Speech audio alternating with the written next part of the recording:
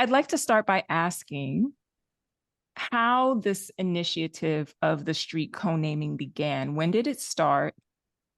And who sort of took up the mantle?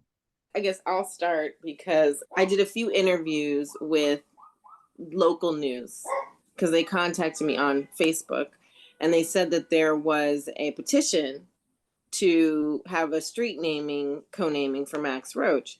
And, immediately I called the family and I said, are you guys aware of this? Whose petition is this? It was a huge mystery, honestly, at first. But I went ahead and did the interviews because, journalists are on deadline. And so I just was like, yeah, it would be great. And they just wanted to know what we thought. So that was about like 3 years ago. Raul might be kind of more accurate. That was about 3 years ago. And I think we did Yeah, find it out. was, yeah, Huh? it was longer than that. Yeah. Yeah, And it was pre-COVID. it was pre-COVID. That's right. And it was really great because a gentleman who interviewed us, this is a director, what do you call it? News director at Fox local, who's a big kind of jazz fan. He was like, well, you guys, after the interview was done, he's like, you guys really need to find out who's doing this. He made some suggestions of who to get in touch with. And it kind of was started from there. So it was really the press that kind of really was, which I love, was really behind it, even before we were able to really kind of get our stuff together and get behind it. So we knew there'd be a lot of support. We knew there was a lot of interest. And so, fast forward to what we saw a few weeks ago, it really was like a culmination of so many people's work. And in between, what we found out was that I think the coalition of jazz, like a local CBC, a local jazz organization, and a gentleman there had started a petition. But it really was kind of odd because it really didn't get that far. And so then we found out really the process, like I said, through these journalists and to go to the local community board. And so we just kind of went through that process ourselves and, eventually got to like OSE, and took over after a while and Mm-hmm. speak further on that. And then Wow. What I heard was initially, this is before COVID, was that there is an organization in Brooklyn called the Brooklyn Coordinating Committee that contacted Maxine and my mother. It's called the Brooklyn Central Coordinating Committee. And these were gentlemen who were fans of Dad, and then it went on from there. But Raul is right. It started before the pandemic. So Raul, what was that? What was the rest of that process? Picking up from what Daryl and Dara just said, what happens after it's okay? There's interest. There's some press. The media is involved. This is kind of becoming a thing, but now it's time to sort of implement. What is that process like at that point? The young man, and I was just looking through my email trying to find his name, who initially started the petition online, it took off right away. I mean, I guess the first time I saw it, it had 400, but it was like popping up 100 at a time, like over a couple of days. It was just growing to finally came up to a very large number and from around the world. And Dara, because she background in journalism, she found out his name because we couldn't find out from the petition what the guy's name was. So he's a local guy. He's involved in, a big jazz fan in Brooklyn. And he's sort of connected with the Central Brooklyn Jazz Consortium, who also inducted Dad into the Hall of Fame. That was way before he passed. I think it was 2001, Central Brooklyn Jazz Consortium. And yeah, after that, it took on a life of its own. And I think there was some coordination with the people in Brooklyn, some of the politicians. Darren and I had a meeting at the church, at Concord Baptist Church, which was a big influence in that community. And then through them and talking to a few others, they finally put us in touch with Chief. And as the assemblymen, because we really didn't know what was going on, so finding out how this all happens, you're supposed to go through a community board, then you're supposed to wait 6 months, then you got to do something else. And so it didn't happen for a long time, and nobody knew what was going on during COVID, so nothing was really happening. But people were aware the centennial was coming up. And so there was some kind of attempt to coordinate around the centennial as well as the documentary, which we knew was probably coming up because we got a chance to see the long edit before COVID as a family. Wow. And 140 minutes. But yeah, then from there, she just sort of took it over. His chief of staff and his office pushed it through, past the community board. Any assembly member can offer an amendment and then everybody votes on it. For street naming, they have the power to do that as individuals. And he took it upon himself, and his office took it upon himself to make it happen. And so sometime last year, it was ready for last year's, we weren't, organizationally it wasn't. And that's about, and then it wound up, and the company that we work with, Blacksmith Holdings, and our account manager, Jen, and Dara really took it upon themselves to sort of organize it all with GOC's office.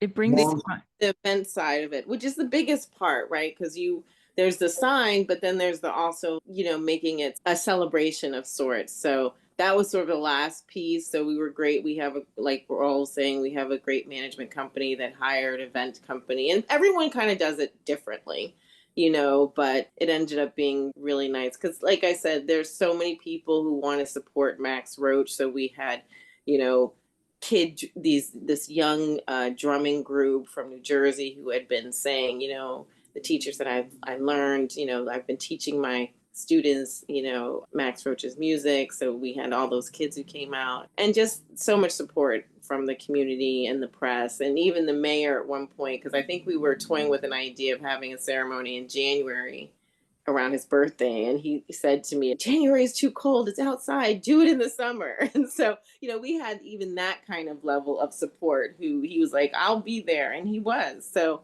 yeah, so it was great. We had a big community behind us. And what comes to mind when we're talking about how, to Raul's point, it was ready in 2023, but not quite. And, 2024, it lands on the centennial. And I think about Max's good friend Thelonious, who said, timing is everything. Timing is everything. So it becomes this kind of serendipitous moment where it happens on Juneteenth during the centennial year. So was Juneteenth 2024 intentional? Was that date specifically intentional? Raul can speak to that, because that was really his idea. He was very adamant about Juneteenth even last year. And so, you can speak to that. Dad has a famous song called Freedom Day, and it's from his seminal work in the Freedom Now suite. And it just made sort of like marketing kind of sense that, if you were able to do that. And the management company, again, Blacksmith, was driving that. And so they, were making a lot of little decisions and bringing them back to the family in terms of possibilities. And they loved the idea. Mm-hmm. Wednesday was going to be around a lot of Afrocentric celebrations. There's celebrations around the corners. There's Bedford-Stuyvesant. It's changing. Traditional Black community, all these great Black people came from or through.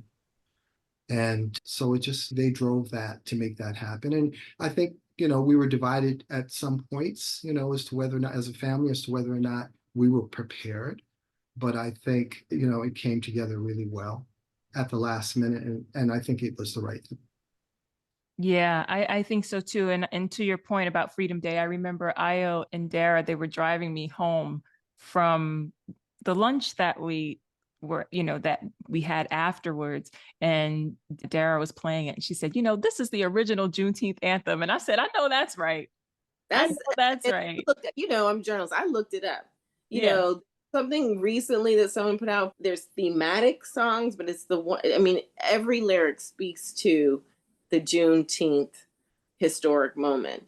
And Yeah. it's the really only one that I know of. And so, and that's something that we have to really, I think, as a family kind of, that's why we're doing like the centennial celebration is to, and it's actually a good song. Like I like the piece of music. It's written really well and it's really upbeat, but I think that's what we're doing. We're helping to promote, like we want to promote and make sure everyone knows and gets to kind of experience this type of music, that's civil rights oriented and, activist type of artist music. And I think that's the real reason why we're doing all of this. And even the street naming comes into that because, like we said, even though it fell on the right time, but we made sure it also fell within that year. And that's how we promoted it. This is Max Roach's centennial year, and this is one of the major things that's happening. So smart. Io, I want to ask you, and I started doing a little research, just trying to figure out how many jazz musicians, or to use your dad's term, African-American instrumental music. I like that term a lot better. So it got me to thinking about how many musicians of this music have a street naming. And I could only think of a few. Monk, West 63rd, Elmo Hope has, Lyman Place, there's a co-naming. Louis Armstrong, I think Duke Ellington somewhere uptown. But it's not Randy Weston, I believe Randy Weston. Randy has one as Weston. well. Yes, you're right. Miles Mhm. Davis. In New York? Miles, yeah, on West 77 in West End. Oh, perfect. Okay.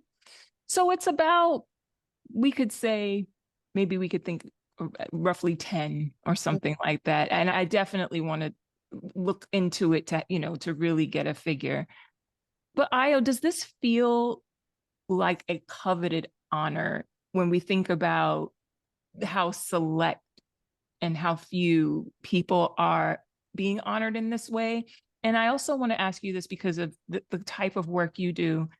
How important is it that estates and the families of these kinds of musicians, these Black musicians that play so-called jazz, how important is it that we do this kind of preservation and legacy work? Because without it seems, without the support, some of these things can fall through the cracks. Some people who maybe don't because of maybe just simply not having the support. What are your thoughts on that?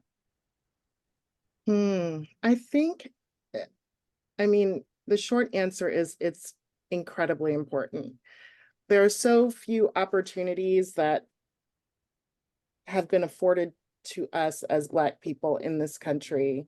There have been so few opportunities to really think about how do we honor our history, our culture, the accomplishments within our communities. So from that perspective, I think it's incredibly important. And oftentimes there are a lot of resources that are needed to kind of move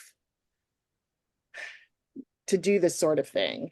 Mhm. And I would say that, for us, as Dara and Raul were saying, this came about somewhat organically. Yes, there was a concerted effort in the end, but it came out of the community. The interest to do this came out of the community, and it evolved very organically until, we kind of wrapped our arms around it. I was certainly one of those people who, in the weeks leading up to it, I wasn't ready. I wasn't sure if we were ready to actually do this because my vision for it was something different. And perhaps it was something that really at the end of the day would not have resulted in what ended up being a truly community-driven event. Mhm. So at the end of the day, that's what made it as beautiful as it was, is that it really truly was something that grew out of the community, but that's not necessarily what I had envisioned.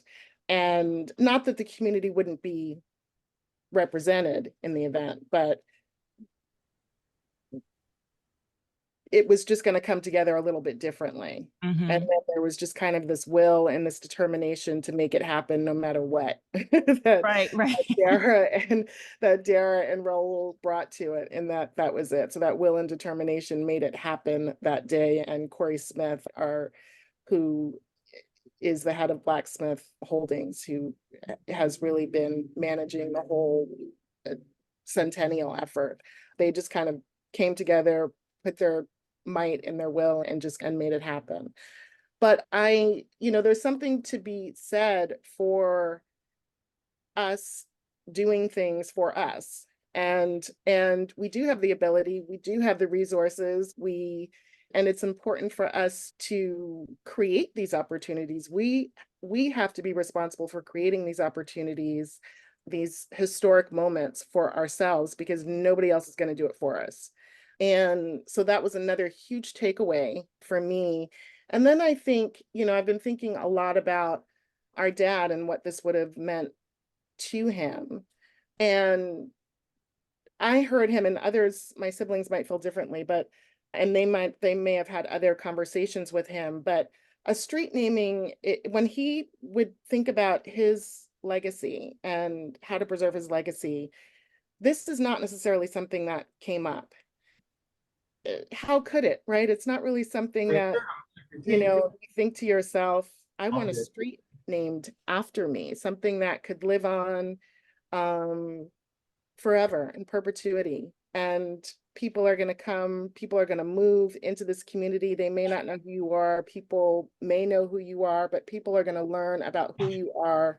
Generations of people are going to learn about who you are into perpetuity, essentially. So, but that wasn't necessarily something that came up. He thought about how to preserve his archives. He thought about where he might want his archives to go. He was very thoughtful about making sure that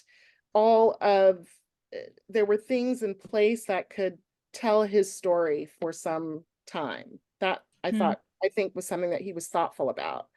But this was not necessarily one of them. But I think he would have been incredibly proud. He was a person who loved his parents deeply. He was deeply connected to that community, even though he wasn't born in Bed-Stuy. He was born in North Carolina, and that was home. But Bed-Stuy was also home for him too, because it's really where he grew up. And so that community meant a lot to him. And of course, that church, Concord Baptist Church, which is his family church, which is also a part of that community and right by that corner where the street, Max Roach Way, was a huge part of his childhood growing up. This was his family church. So I think he would have been so pleased, so proud. It would have meant so much to him. And I don't think it was something that he necessarily envisioned. And the fact that the community came together to honor him in this way, I think would have meant the world to him. Beautiful. That's beautiful. Maxine, starting with you, and then everybody, please feel free to chime in. And Io, I think you kind of led into this question that I had anyway, with what you were saying about how, your dad being part of that migration to the North, or, coming to New York City, and this being home as much as where his roots are. I think about a lot of musicians, including my uncle, who came from the same place, just Rocky Mount, North Carolina, comes to San Juan Hill. So there's all of that. But Maxine, starting with you, what do you think your dad's formidable years in Brooklyn meant for his musical and cultural development? Brooklyn specifically. I don't even know how to answer that question. I mean, I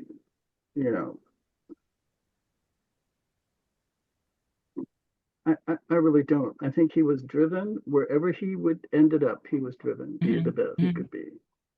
It happened to be Brooklyn, happened to be Boys High School, happened to be a trap.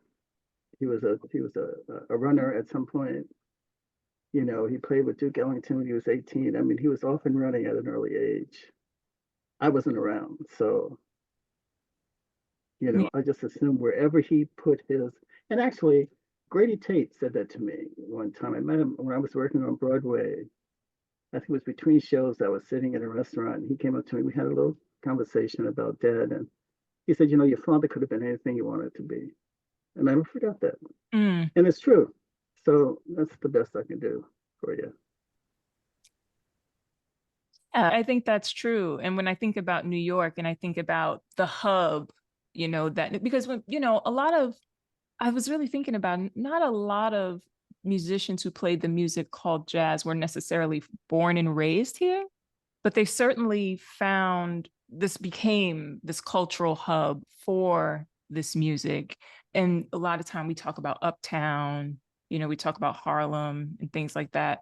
But Brooklyn, has its own story to tell. I would say, wouldn't you say, Daryl, in terms of just like, it's New York, but there's some idiosyncrasies with Brooklyn, I would imagine.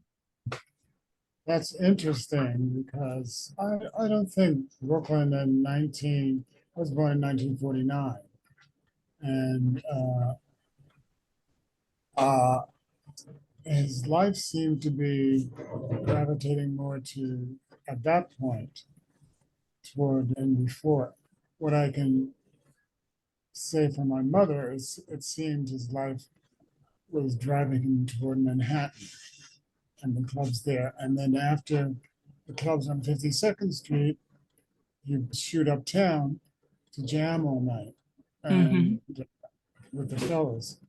And they were busy creating this new form or this novel form of music that everyone wanted to be a part of.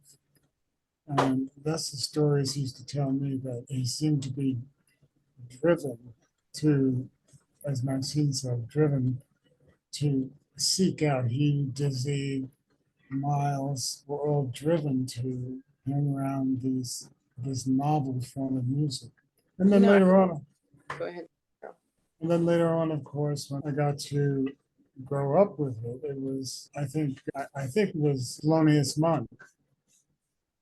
Or maybe it was Mingus. Maxine, do you remember this? Where Mingus was teaching us or Monk was teaching us what discordant chords were. No. Yeah, but I used those lessons of those men imparted upon us in my acting career, and how and it's worked effectively with working out roles to use the techniques that they were using in my craft. So they passed on their drivenness to me. Beautiful. Daryl, can I just interject, because I'm not sure if Daryl knows that your uncle was Thelonious Monk. Oh, yeah. I don't know if we ever talked about that, Daryl. No, I didn't know that. Yeah, I feel like in all of our hanging out, it was always about like other stuff. But It was about your baby. Huh?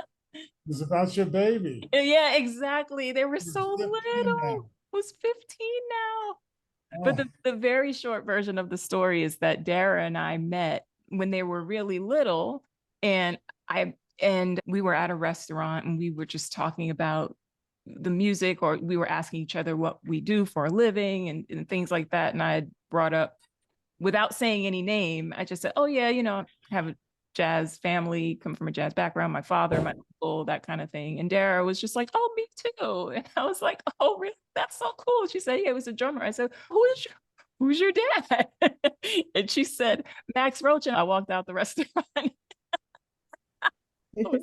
You've got to be kidding me, because our families spent so much time together. I mean, Max giving 2 drum lessons, all this stuff. And, Max and my mom, being pregnant and getting, calling, and Max answering the phone that she had the baby. So there was all this history. And I didn't even know that we were living in the same neighborhood. So that's the very short story of how we all came together. But thank you, Ayo, because you're right. I didn't think about that. Yeah. Yeah, Raul knows, and of course, and I think Maxine as well. But yeah, I didn't know.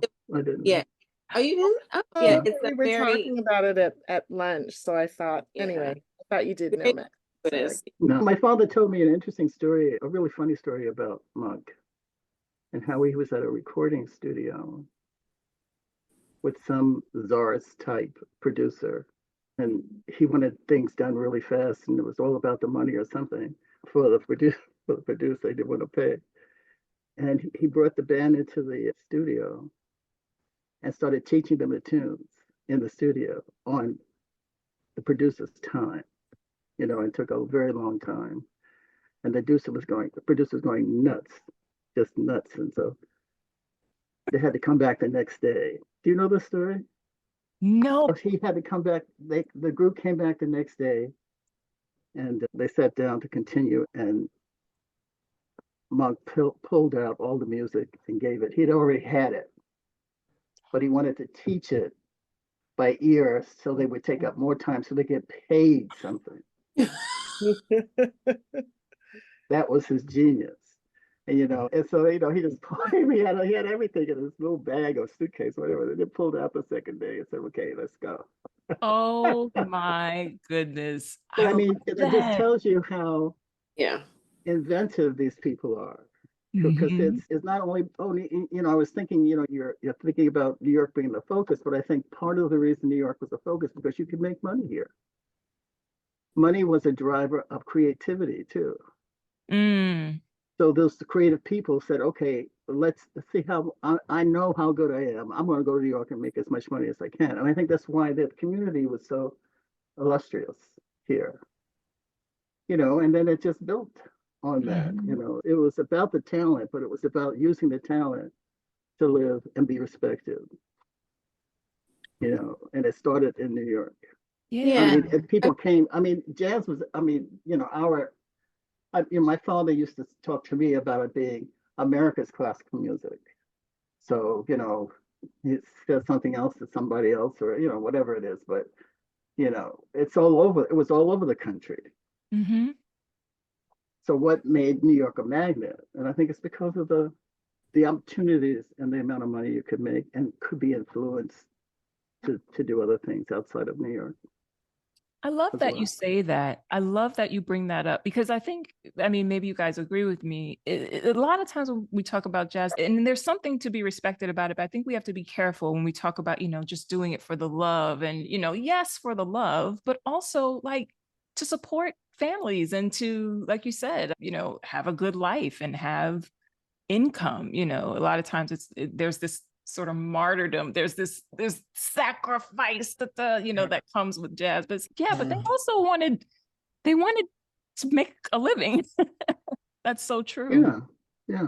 And I think, I think they did. And that was, so some of the stories that I have about Brooklyn is first, my dad learned, received an instrument. I think the first one was like a horn of some type, but there were programs at that point, especially during the Depression, to, I think, keep artists working as well, which was interesting. So like he was given, and his brother, they were given an instrument, and then he ended up with the drums. But because they were trying to keep artists working, but also, keep kids engaged.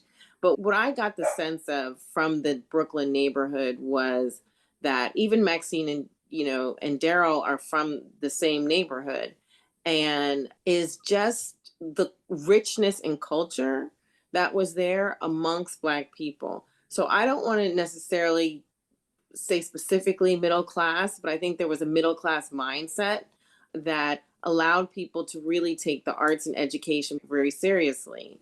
So, Randy Weston spoke a lot about, because he was very good friends with my dad, what it was like growing up in Brooklyn for all of them. And one of the things in terms of making money, my dad talked about, and Fab Five Freddy's father was part of he's not a musician, but he was part of the group. And all of them were so smart. I think they played chess all the time and read, all kinds of books about, the world and politics and culture. And that's what jazz is. It really is, it's music as well as really informed music about your environment. It's almost like you can't separate one from the other. And I think that richness and appreciation of Black culture came from that place, came from Brooklyn, because it, from what I could see, there were, and granted, they brought me up in Connecticut, so hey, but I saw so much richness in Concord Baptist Church, so much pride,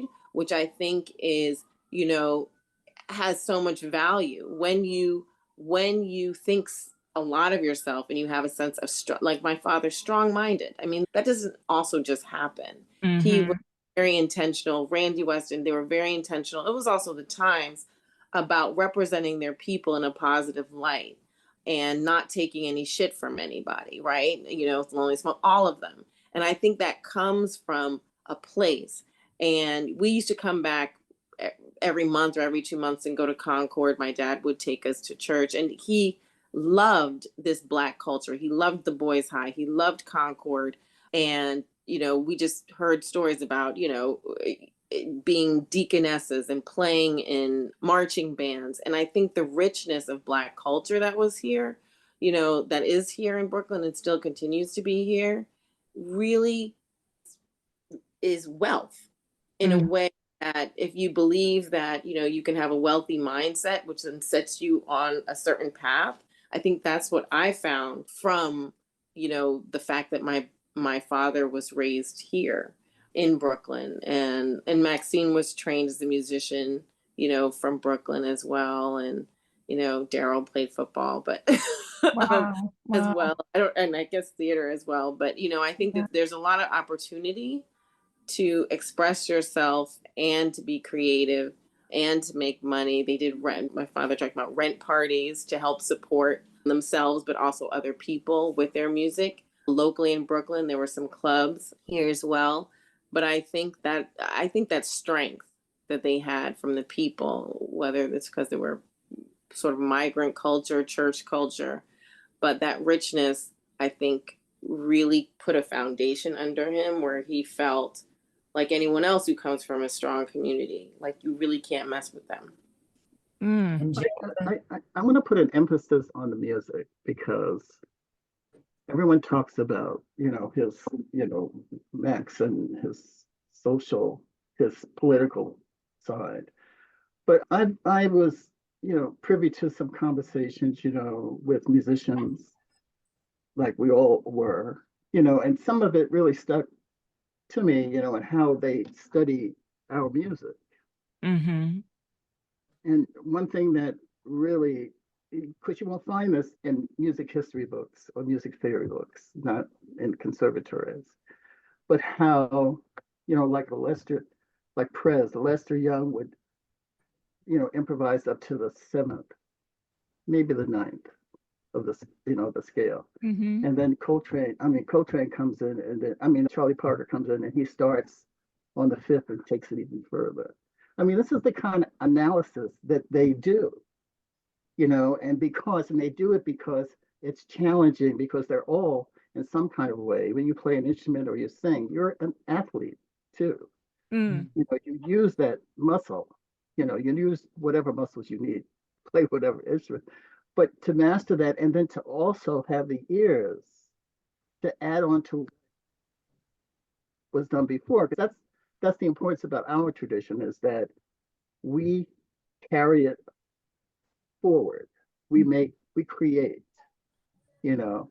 So you can't just come out there and sound like Charlie Parker or Lester Young because it's already been done. So you have to keep adding. So then you have a John Coltrane who starts at the ninth and goes further. You have Monk, who started, you know, he studied the piano players before him. I mean, how would you know what to do if you don't? Yeah. So and that's what the music is about.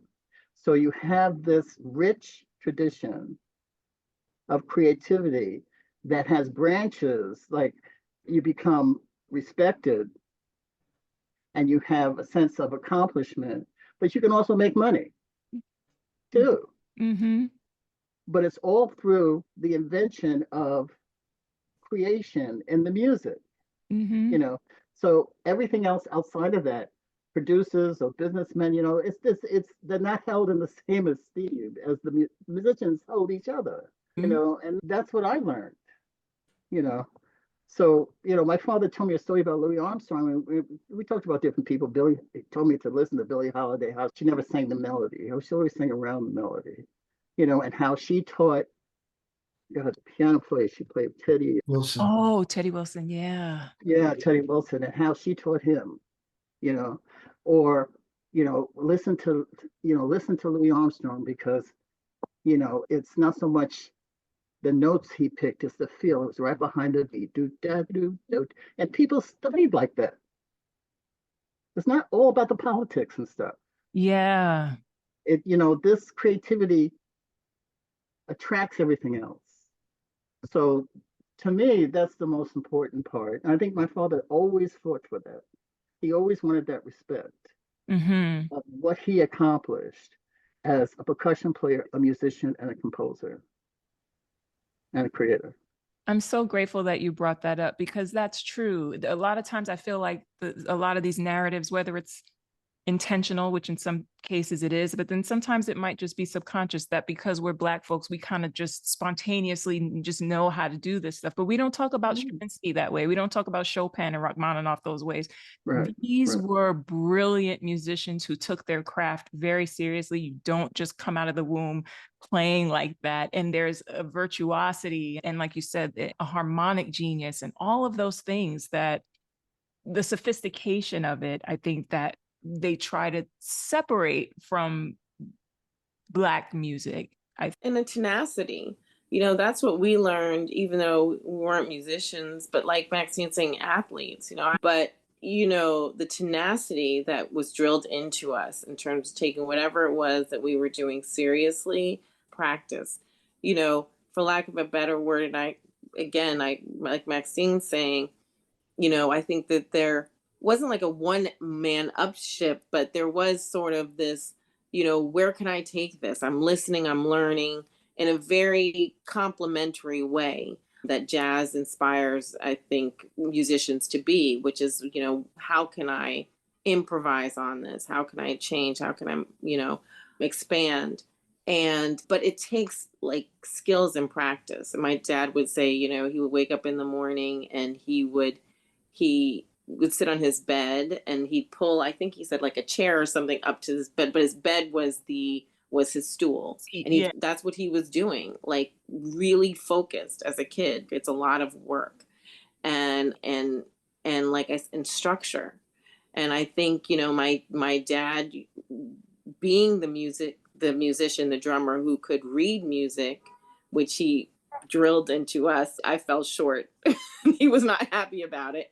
But that's how he got his first gig with Duke Ellington. He was a musician who they were like, there's a young kid, he's good, but he can also read music. Maxine is an extraordinary musician and composer. Yes, Maxine, your album is one of my favorite. I have your album on vinyl, actually. Yeah. So I mean, it's amazing. And to listen to my sister play is just such a treat. And the music that she's written. That's the other thing. When my father when he put the string quartet together, he named it Uptown because the music is created uptown. So he looked at it as creating something new as they were doing uptown. That's, we didn't come up with that name. So it was always about the music. It's always been about the music through different things. And I remember just being on tour with him. I remember one day we were on tour we had 27 concerts in 30 days. It was gruesome. But we pulled into and everywhere we went,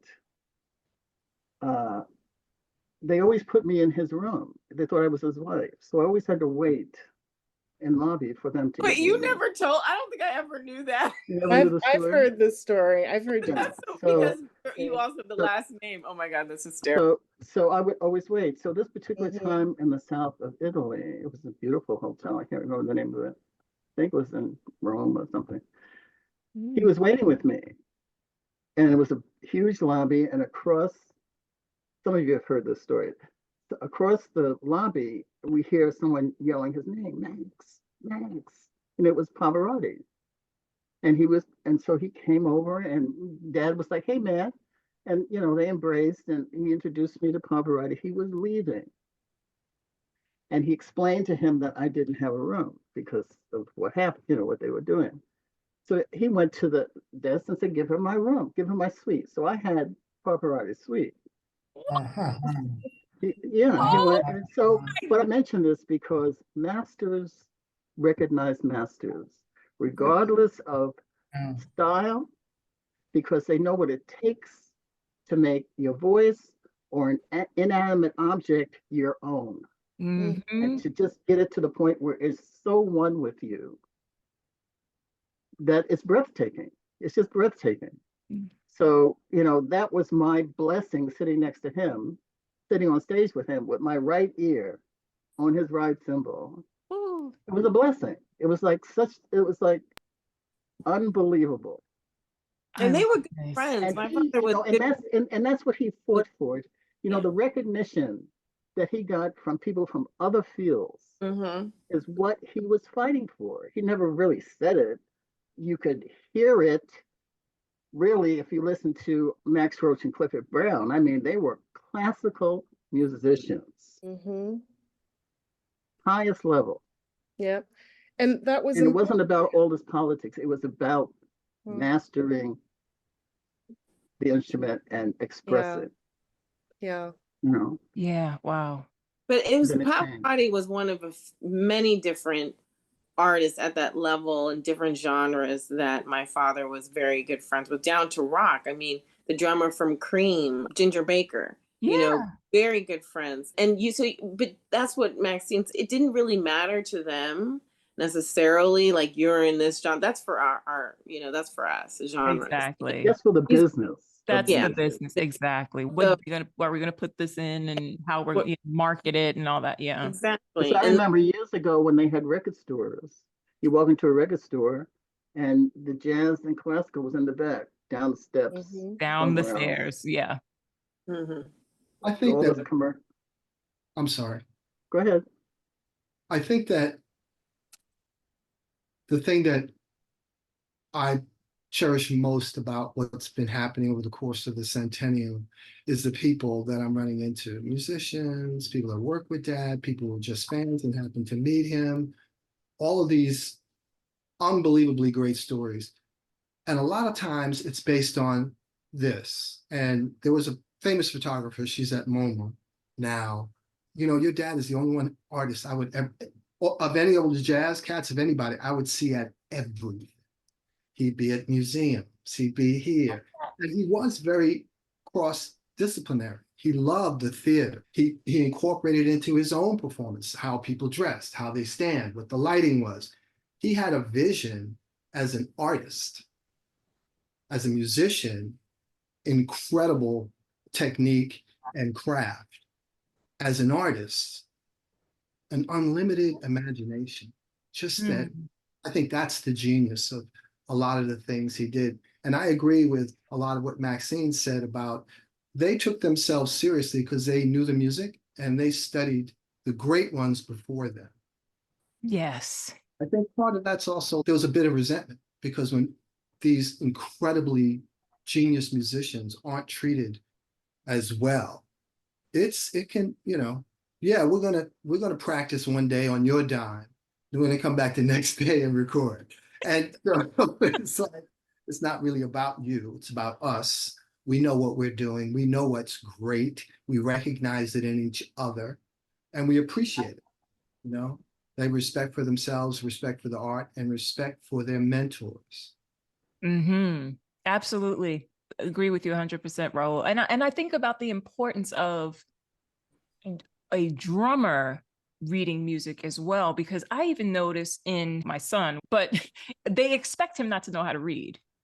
They expect that you can, do some beats and, you're just supposed to be innately rhythmic and all this kind of stuff, which, okay, maybe there's something to that, maybe not. But the idea that he's expected not to, but they think that the trumpet player, well, of course they can read, or the cellist, of course, they can read, but they're not expecting the drummer to know how to read. So he's reading snare now and reading charts, but can you read, this and this? It's like this, almost like this preconceived notion that you can't read that Count Basie chart, or you can't do this, or you can't do that, So I think for Max to have been a virtuosic musician, I think it's inspirational too. It's just so inspirational the way he elevated, if that's not too haughty a word, but just elevated this instrument that was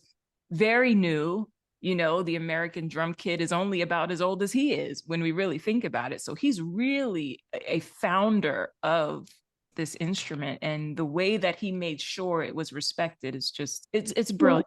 Well, yeah, I also want to say that, you know, people assume that jazz musicians have a certain kind of innate ability to do this, as you say. But Max was very competitive.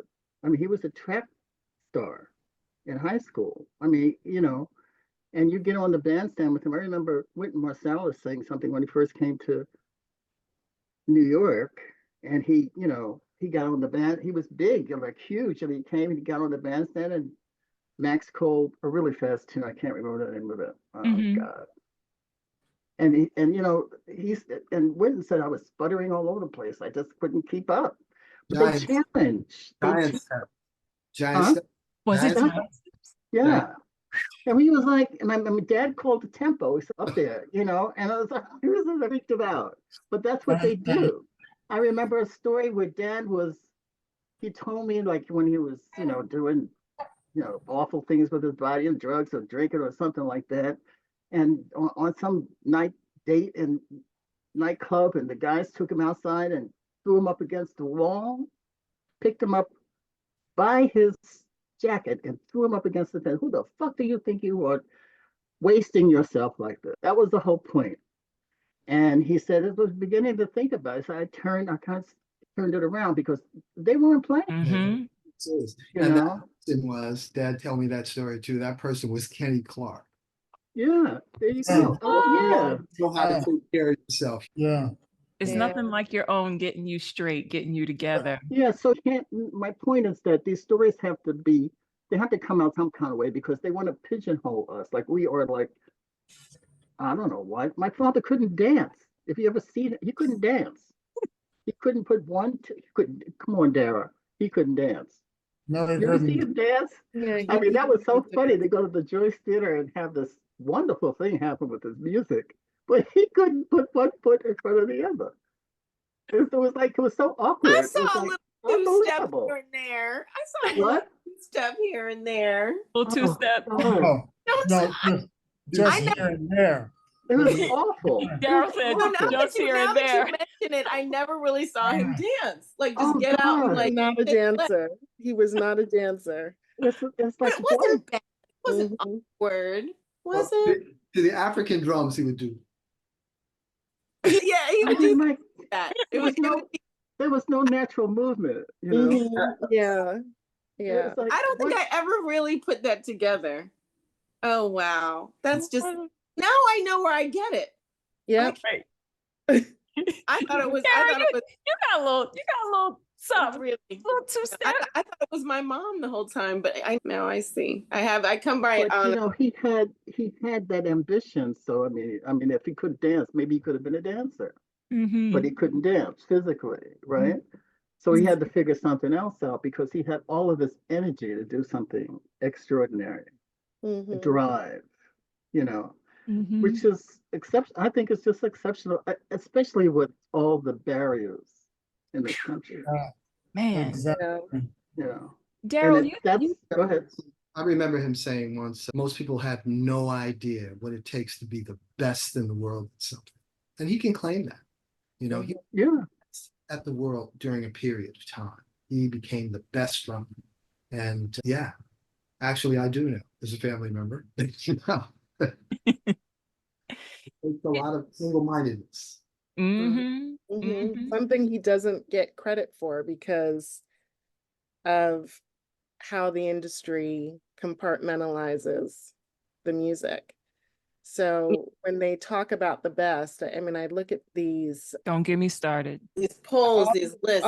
all of these polls, these charts, and I mean, one that I read, and it was like a billboard. It was like the top 100 drummers or something, and they had this disclaimer: jazz musicians are not included in this list. We've made a separate list for it. And it was really extraordinary to read that in the moment. No, what they said is they're going to.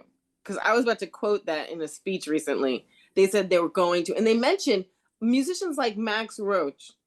Okay, it's the top Google search. Go ahead, Io. Sorry. Yeah, and so it makes me think about the points that you all were making about the musicianship and how he, not only was he compelled to be a master musician because that was his ambition and he was driven to that, but he also knew that he had to be a master musician. And that drove him as well.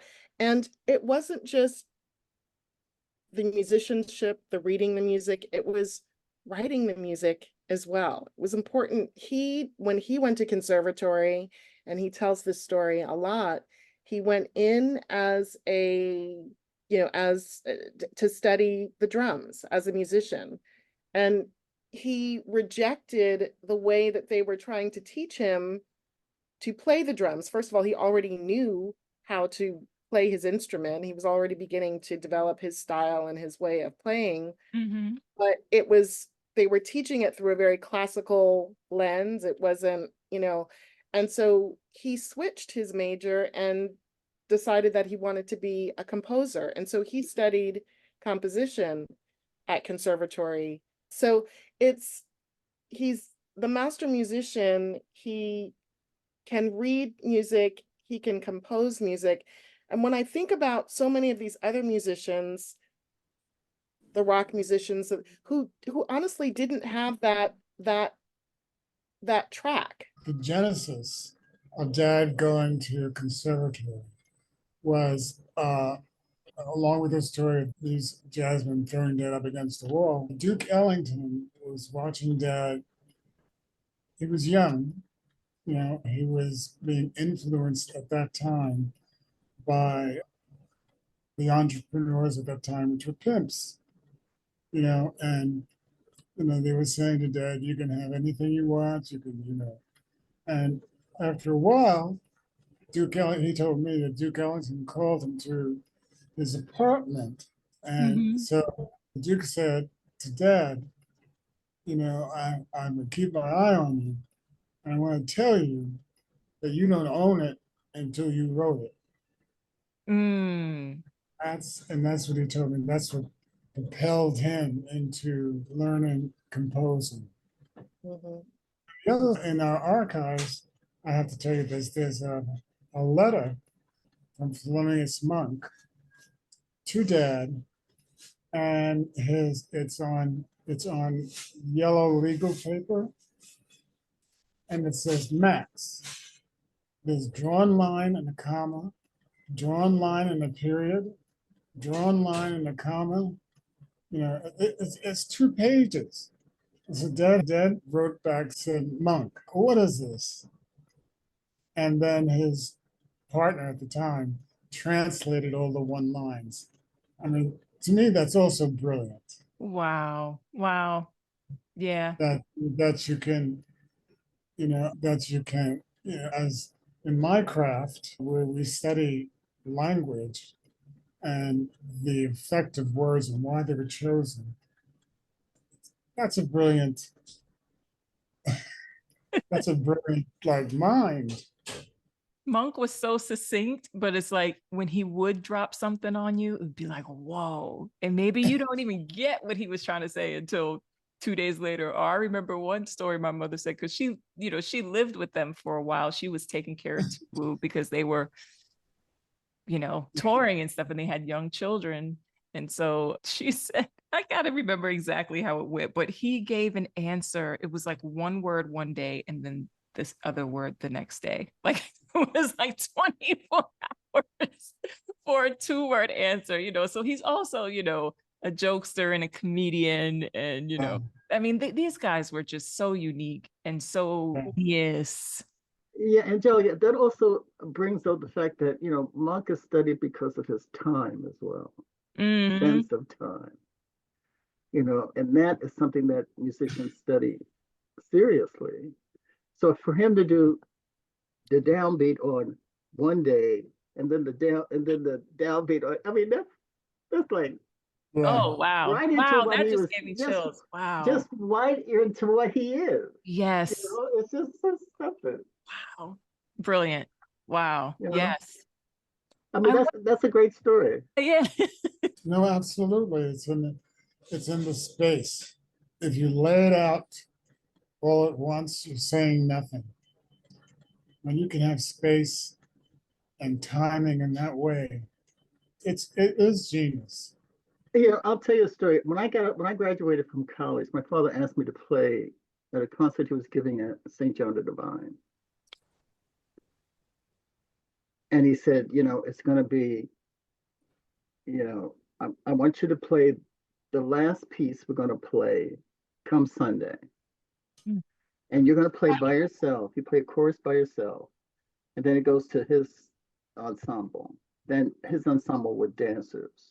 And then the choir. And then the big organ. It would grow like that. And, I'm straight out of college and I'm like, scared to death. And so he said, just learn the melody. So, I got a lead sheet and I studied the words and I learned the melody. So it came to the dress rehearsal. And I'm up there and, I play the melody and, and then everyone's, oh, it was beautiful. That was just so beautiful, and at the break, he said, I want to talk to you. So he took me to one of those little church things, like on the side of the St. John of the Divine. Mm-hmm. And when he got mad, his bottom lip was just, he was furious. He said, I told you to learn the melody. And I was like, what? It was like shocked. He was so livid, Mm-hmm. And I had no idea what he was talking about. I said, I told you to learn the melody. And then he found a piece of paper and a pen and he sat down and he said, you didn't learn the melody. The melody is Lord, dear Lord above. Stop playing. And so it never occurred to me as a classical musician, because you just learn notes. You don't learn. Why do I need to learn the words? Yes. Yeah. The feeling. So that. Huh? I was saying the feeling that comes from knowing the lyric too. Yeah, I mean, pause. Right. Period. Paragraph. You know what I mean? Exactly. That's how Monk played. He told a story. To use. So, it's like something I wasn't taught that way. It was jarring, and I will never forget that as long as I live. And wherever I go after I die, I will never forget it either. Make sure. You were going to say something. He was so mad. Oh, go ahead. Oh, no, I'm finished. But real quick, before you do, Raul, it's so crazy that you bring up St. John the Divine, Maxine, because just very quick interjection, that is where my father and grandmother are laid to rest. My father was a trumpeter, jazz trumpeter. He played with a lot of the greats too. He's from the Bronx and came from that, Tina Brooks, and he played with Ray Charles and blah, blah, blah. But that's where they are. One day, so anytime I'm up in that area, I try to visit them, so I said, let me walk in one day. I walk in, guys, they had a choral, like a classical choral group. The sound in that room, and they were just no instrumentation, just all a cappella. And I recorded it in my phone because it was one of the most beautiful things I'd ever heard in my life. And I lost the recording. I don't know what happened to it. And it's one of those unfortunate moments that will only live in here. Like I can't sonically get it back, but that room is just incredible. Yeah. It is. But Raul, I was saying something to add on to what Maxine was talking about. Dad used to say, you have to breathe. Being around him, and I would, I'd set up his drums or whatever, but I would ask him about other players, I would ask, especially the younger ones. And his main criticism is they would just go up and just play every note, just put everything into every note and never take a breath. And that's one of the things I think he talked about, creating that space. I mean, I just think these guys are just, in terms of the firmament, in terms of the pantheon of the 20th century music, the first century that music is recorded has invented something that is timeless. I want to end with, Raul, you said in a post, Max Roach Way stands as a testament to the enduring impact of Roach's contributions to music and culture. This street co-naming honors not only his extraordinary talent and achievements, but also his deep roots in the Brooklyn community. As we think about a centennial, right? In a way, it's a culmination of 100 years, but it's also, you're turning a page and you're now starting over. This is, now it'll be 101 and 102 and that kind of thing. Starting with you, Raul, what is your vision for what the next, coming decades will look like for your dad's legacy in terms of preservation and legacy and the work that you all are so committed to doing? And also, before you answer, I want to thank you all for spending so much time. I know we didn't carve out this much time, but this conversation was so incredible. This is the best thing we could have done. This is the best way we could have done this. I mean, this was just so much fun. This is so cool. I learned so much and you guys are amazing. But the next, what happens at 101 and beyond? What's your vision, Raul? I think the five of us have been discussing this. And, ever since Dad came down with a condition that began to weaken his mental ability, and we had to step in as his children to take care of him. So I think as I see things going forward, I think we're all about the legacy. I think all of us come to it with our own reasons. Some are similar, some are different. I can speak to mine, and mine is, I remember being in a room with 40 other people and hearing some of the most amazing music I've ever heard in my life. I was so glad that Dad bought a digital audio tape player in 1980 and then began to record every performance, because sometimes the art is just magic. It's on paper and you got your thing and you're doing everything and you think you get on stage and you think it's going to be a perfect night because you got it all together and it doesn't hit. And then some nights you think it's not going to happen and it's magic. So I would like to more people to know Dad's music because it's stunning. I agree with Maxine. I think that was very much a part of him. He made that commitment and stuck to it through economic deprivation and opposition. That politics was part of who he was, but as an artist, the things that he created, bringing together the double quartet with a jazz quartet and a string quartet, all of these different things that he created, which is going to be celebrated August 16th, uptown with Summer Stage and Jazzmobile on the day that Dad passed, August 16th, and that percussion ensemble repertoire. I just think of all of the things that he did and constantly reinventing himself and always thinking of things new. I just want more people to hear it. I want more people to experience it and be inspired by it, hopefully. Daryl? I love that my father called jazz the most democratic music ever created. I love that idea. And I like to see in my medium, films, operas, that kind of thing going forward. To celebrate the things they do about Chopin. The stories here that could really go on for eons. We have, I remember running into Ray Baraka at USC at a lecture there, and I talked to Amiri after the lecture, and Amiri sat down with me and he said, my father said when he read the first draft of the autobiography, my father said, how many motherfuckers can I call you? And it shattered Amiri. And I said to Amiri, I said, he sat at Amiri said he sat at Dad's feet and for a year and just wrote everything down. And Mary took it all literally rather than the keeping in mind what Dad always kept in mind is the socio-political and economic context of the times. And that what happened in the 40s shifted in a way into the 50s, shifted into the 60s, into the 70s. That's how he could stay current with everything. Music is his own personal drama. And I'd like to see that. I'd like for us to sort of develop those kinds of legacy building stories. Because there's so much. I mean, I watched his life from the theatrical viewpoint and it's stunning. Mm-hmm. Ooh, yeah. Mm. Dara? I'm taking off my mute.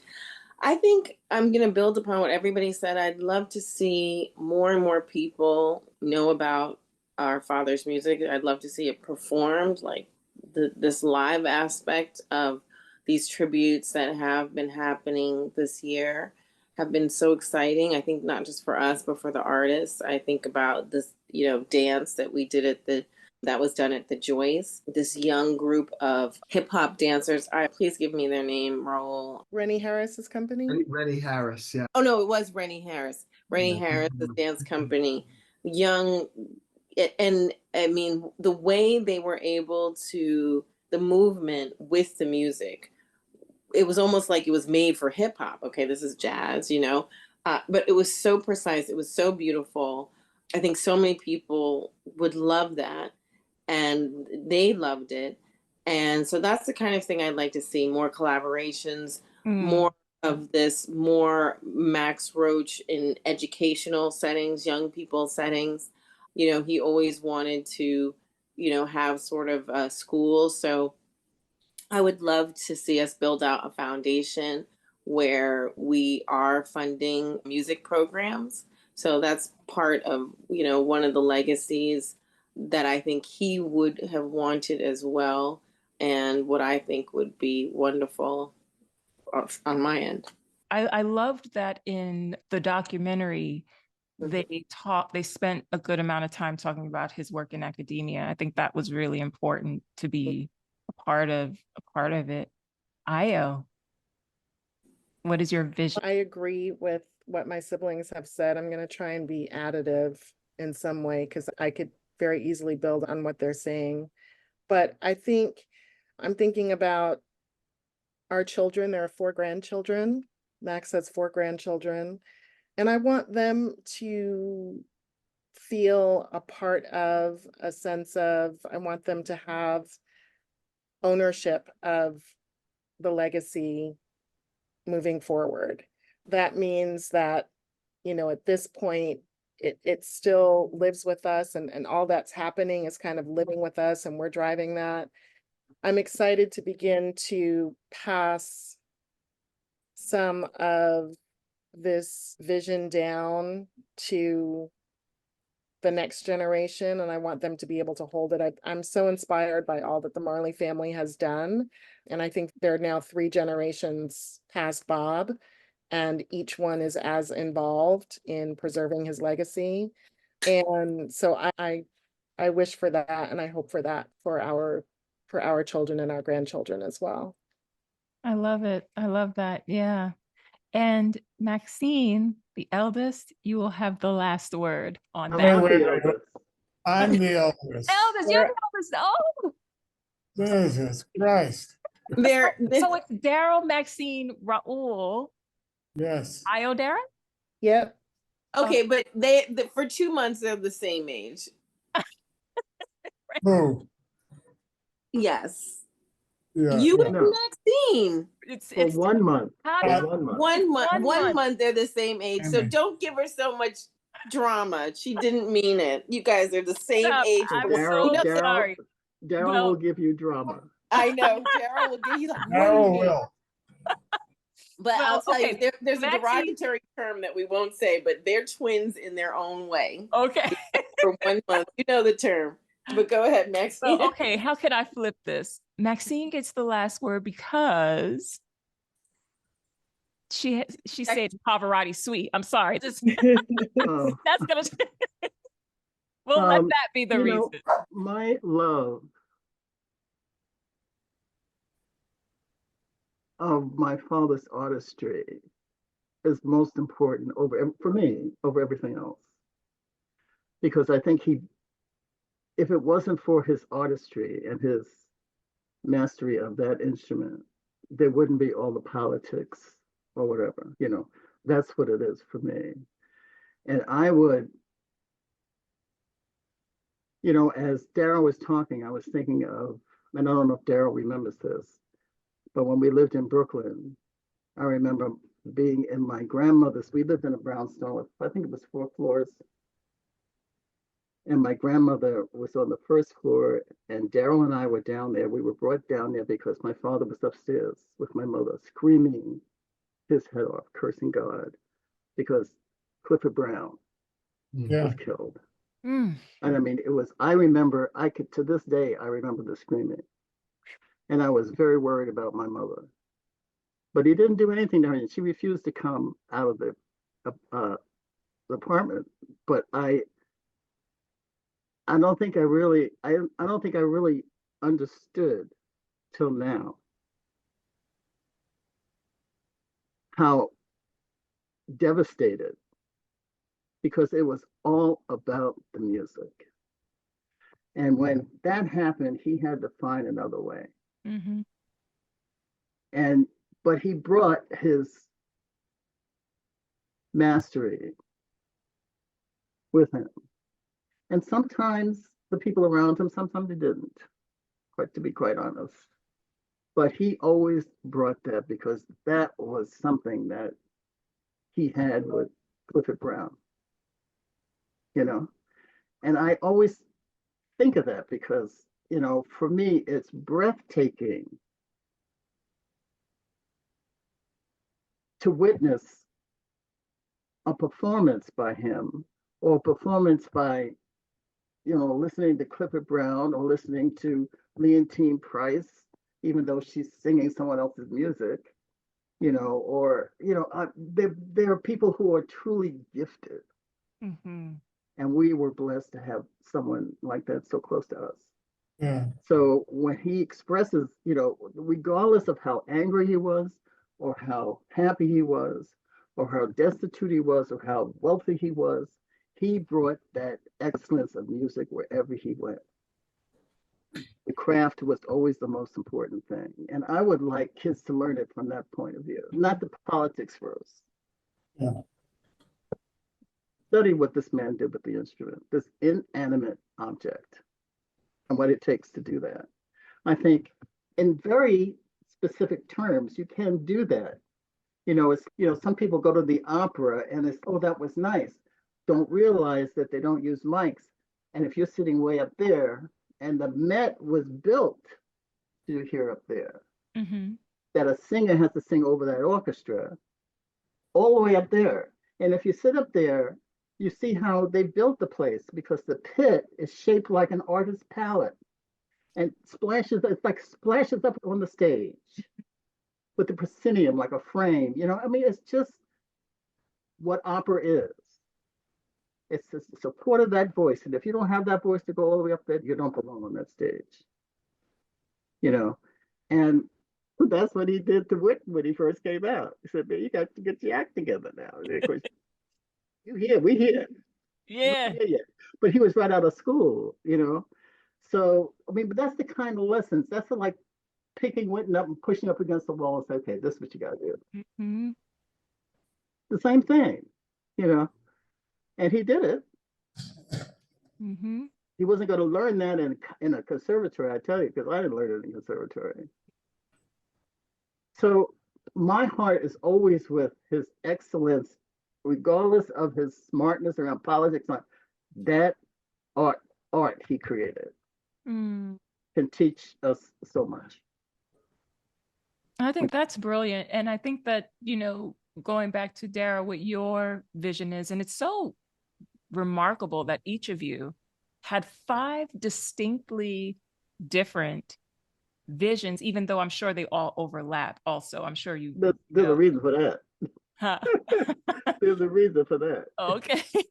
But I find it beautiful that each of you had something just that you were able to deeply articulate that was so specific and so different. I think that speaks to how much your father left us with, that if we were to, Dara, draft this school up today, if we could build it tomorrow, that there could be all of these different tenets that are so important, because you can't have a Max Roach school without having some serious philosophical tenets, and then about the music, and about being a band leader, about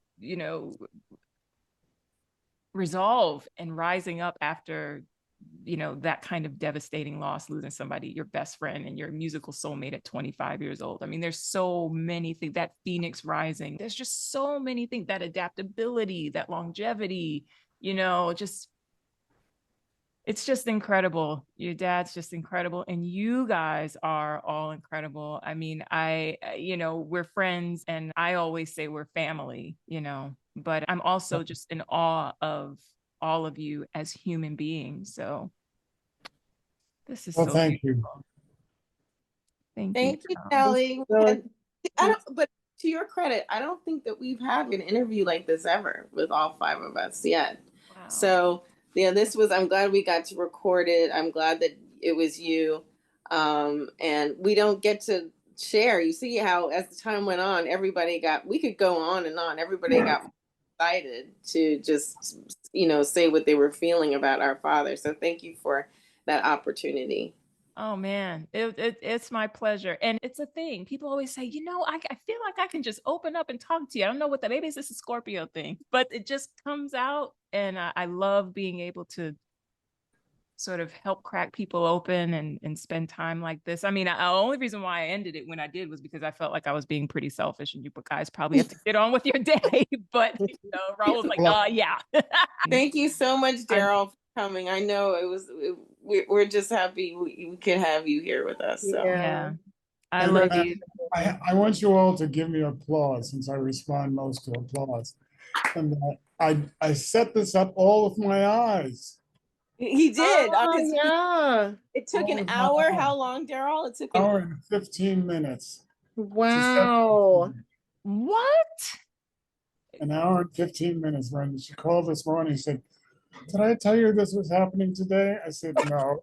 It was my fault. I mean, you know, we talked about it, and then I was like, "Yeah," I sent an email, and then 3 days went by, and I was like, "I bet I have to call and make sure." And he got right on it. Oh my gosh! And was the first one here. So sorry, and he And was was the first one here. because he was like, "I gotta get logged in. I gotta download an app." I was like, "Oh my gosh!" I was like, "Okay," but he worked on it. Daryl, oh That's a my project. God. Oh my God. Okay. I don't even know what to say about that. I'm so honored. Like my little heart is bursting. Thank you so much. Oh, good time. Yeah. Well, Thank you. Thank you. Thank you. All Right. right. So Thank much. you. Thank Thank you. you. All right.